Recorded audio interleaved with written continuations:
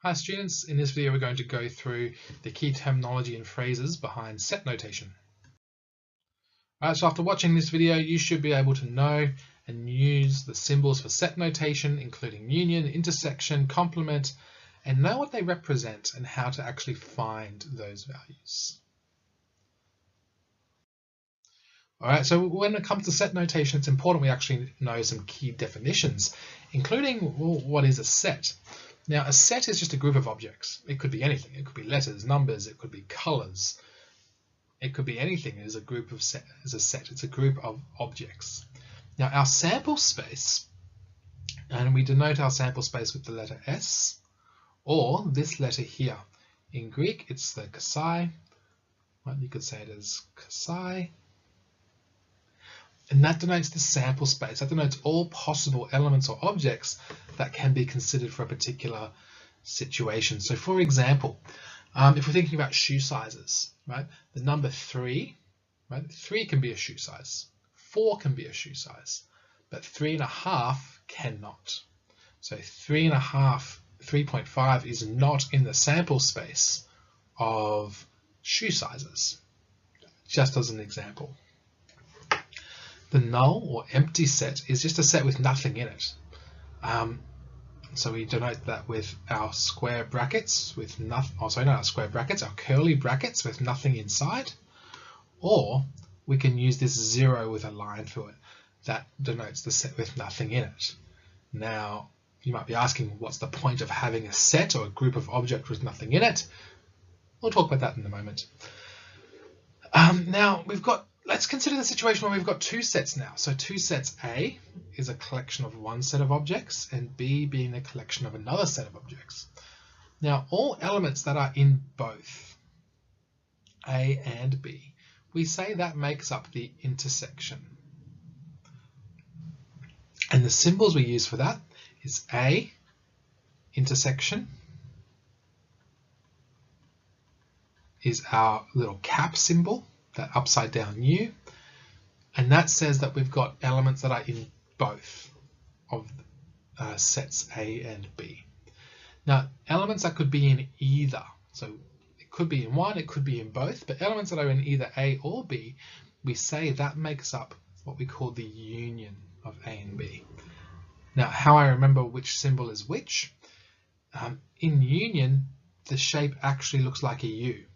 So U for union, so it could be in either A or B, and intersection is the upside down U. That means it has to be in both. Now, another phrase we need to know, an idea, is mutually exclusive. So two sets A and B, they're mutually exclusive if they have no elements in common. So that is, our intersection of A and B has nothing in it, or it's an empty set. And that's where it's worth knowing these symbols for empty sets or null sets, because sometimes when we're talking about intersections, there may be no intersections. So it's worth saying, well, there's nothing there. There's no numbers in the set, or there's no objects in the set that are in both A and B. Right, a few other key terms. We've got the complement of A is called A dash. In English, we'll say it's not A. So if A is, I don't know, an even number when rolling a dice. So A is the even numbers you can get from a dice. A dash would be the not even numbers, or the odd numbers, so the opposite of A. Now, key thing to note with probability, the probability of the complement, so the probability of A not happening, is equal to 1 subtract the probability of A happening. So those two are opposites, right? So A happening might be 20%, so the probability of A not happening will be 1 or 100 minus 20%, 80% chance of A not happening if there's a 20% chance of A happening. That's what the complement means. It's not our event. A only, or the intersection of A and not B, is just all the elements in A but not in any other set. So A, and that's it. It's not in B, it's just in A. That's how we talk about A only. And this number, this letter, N NA just tells us the number of elements. How many objects are there in set A? So N is for number there. All right, let's look at these terms and these ideas in an example. So we've got the following situation with numbers taken from the first 10 positive integers. That will be important. We'll come back to that idea in a moment. So list the sets A intersection B and the union of A and B. All right, so our intersection is our elements in both. Now we need our curly brackets. Now what elements are in both? We've got, let's use our highlighter, let's go yellow. We've got 1 in both sets. We've got 3 in both sets. And we've got 7 in both sets.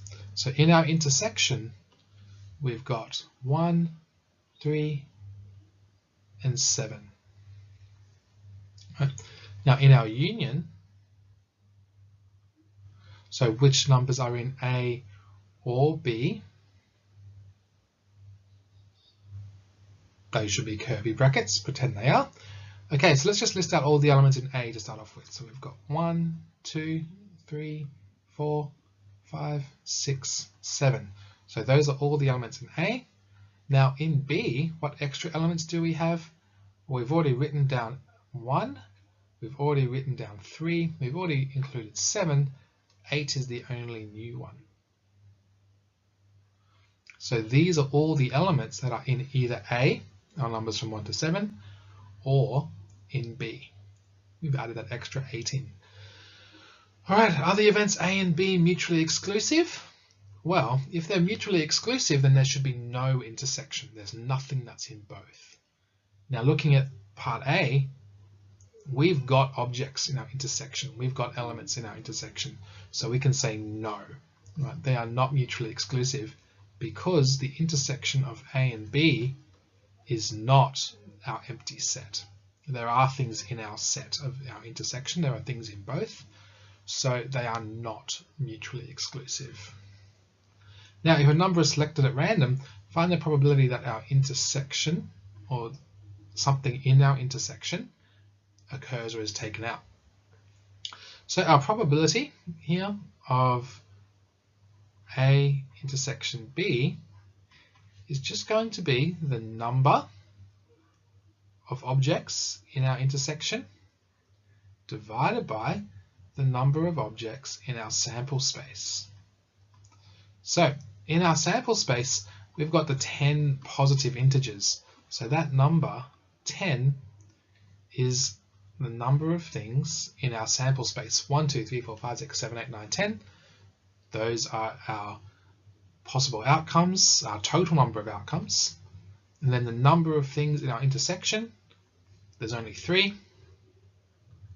So the probability of picking out a number between 1 and 10 that's in our intersection, well, there's a 3 in 10 chance. The number we pick out is a part of that set.